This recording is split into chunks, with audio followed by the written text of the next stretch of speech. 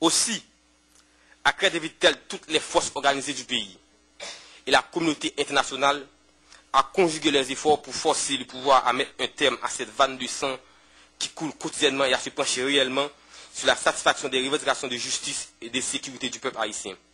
Pour qu'un jour, nous puissions arriver à cet état de droit auquel nous aspirons tous.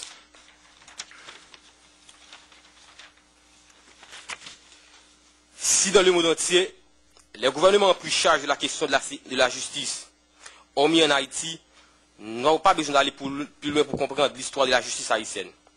Prenons par exemple l'affaire de Brunette Pierre, qui a été écrouée à la prison civile de Pétionville depuis 2006 pour complicité de meurtre. Pendant qu'elle est en train de purger ses peines, elle est victime d'un viol par un agent d'APENA. L'APENA, c'est l'Administration pénitentiaire nationale d'Haïti. Jusqu'à date, elle est à tête de justice. De l'ensemble, Action citoyenne pour le respect des droits humains affirme ses conclusions partielles, selon lesquelles le système de justice en Haïti reste extrêmement inopérant et continue à souffrir des faiblesses fondamentales, surtout avec le manque d'indépendance judiciaire, la corruption, mauvaise condition carcérale, une très mauvaise application des lois et l'absence des juges de la Cour de cassation. La manque d'indépendance judiciaire en 2007, pour faire face à ce problème, une commission spéciale a été créée.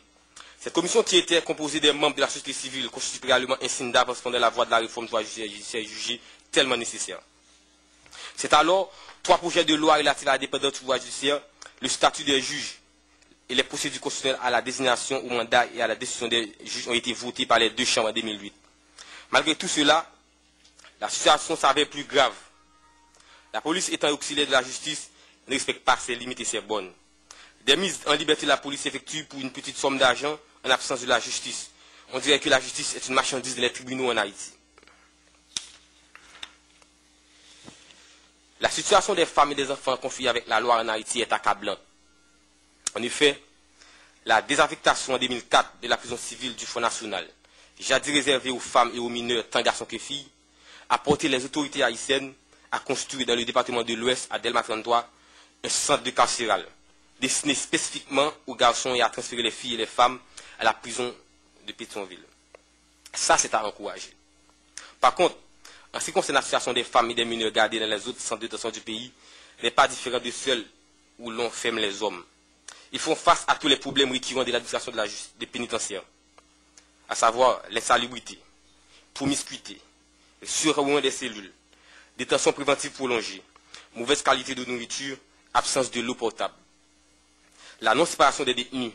Les filles et les fillettes sont fréquemment utilisées comme des partenaires sexuels par les agents d'APENA. Et absence de programme étatique en matière de réinsertion sociale. D'une manière générale, les femmes et les mineurs ne sont pas exemples du mal chronique qui ronge l'administration pénitentiaire, à savoir la détention préventive prolongée. Car 85% de la population carcérale est en attente de jugement. Sinon aussi, plusieurs dispositifs de jugement ne sont pas signifiés aux personnes ayant eu la chance de passer par des bonnes instances de jugement. En 2006, sur le chef d'accusation d'un cas de viol, David est reconnu coupable et a écopé de verdict de 6 ans d'enfermement dans un centre de rééducation. Jusqu'à date, il est placé à la prison civile de Delma sans les dispositifs de jugement. Depuis novembre 2008 de préférence, la population carcérale infantile est estimée à 314 mineurs en conflit avec la loi. Il représente 3,18% de la population carcérale, total estimé à cette date à 8323 détenus. Les mineurs sont placés dans 12 des 17 prisons du pays et dans 2 commissariats. 279 d'entre eux sont en détention préventive contre 35 condamnés. La prison civile de Delma, l'unique prison réservée aux garçons, mineurs en compte 198, soit 63% de la population carcérale juvénile.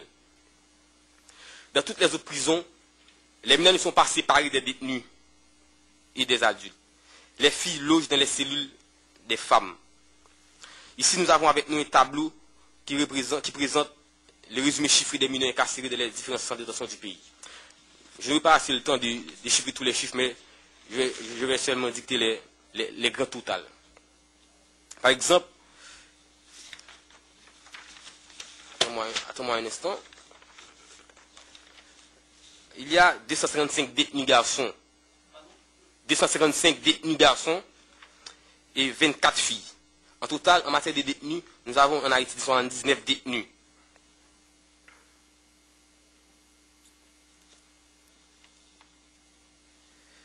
condamnés. Nous avons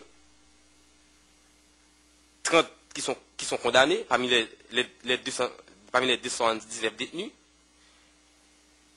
30 garçons, 5 filles, qui donnent les 35 qui sont condamnés pour ce qu'ils ont reproché en réalité. Donc, en total, nous avons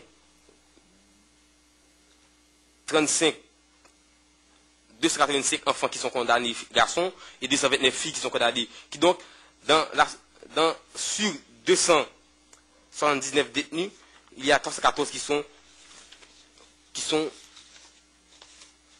reconnus leur situation respective. Qui donc 285 qui sont en détention préventive prolongée, qui donc 29 seulement qui sont reçus leur peine.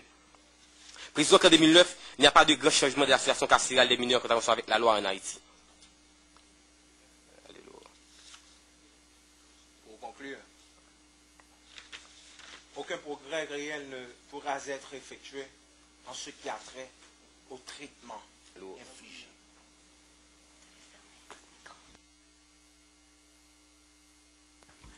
Merci. Pour conclure, aucun progrès réel ne pourra être effectué en ce qui a trait au traitement infligé aux détenus.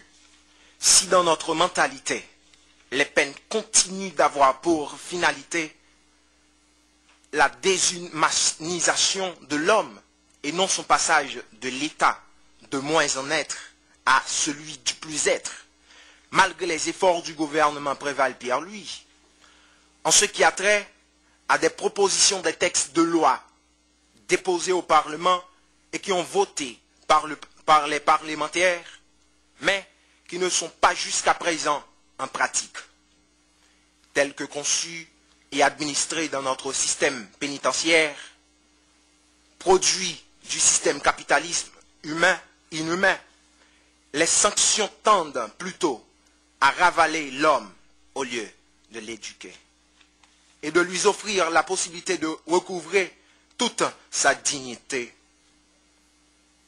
En temps, nous rendons hommage à l'appui précieux de la communauté internationale, à fournir au peuple haïtien pendant le pays se plaindre dans la misère. Cependant, il s'avère important pour que l'État haïtien redéfinisse l'aide et l'intervention étrangère dans le pays.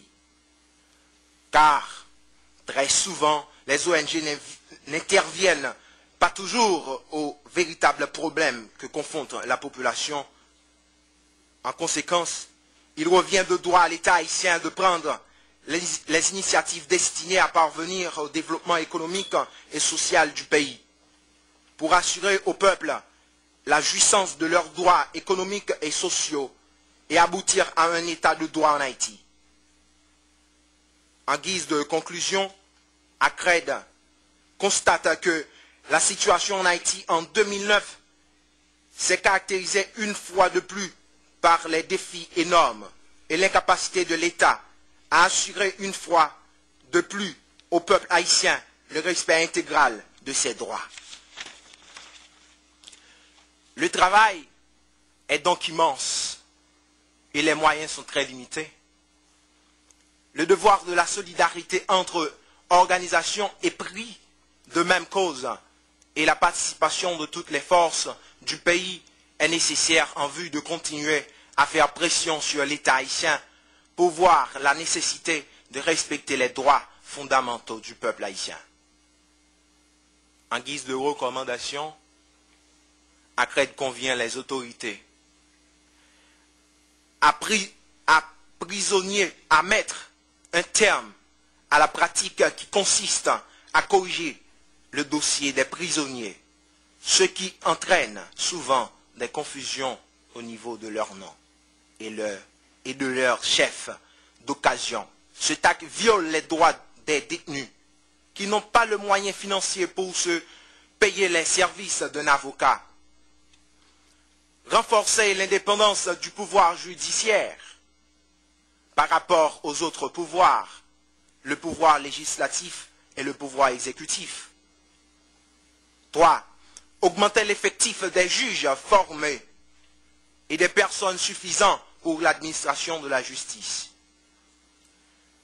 redéfinir le travail et le rôle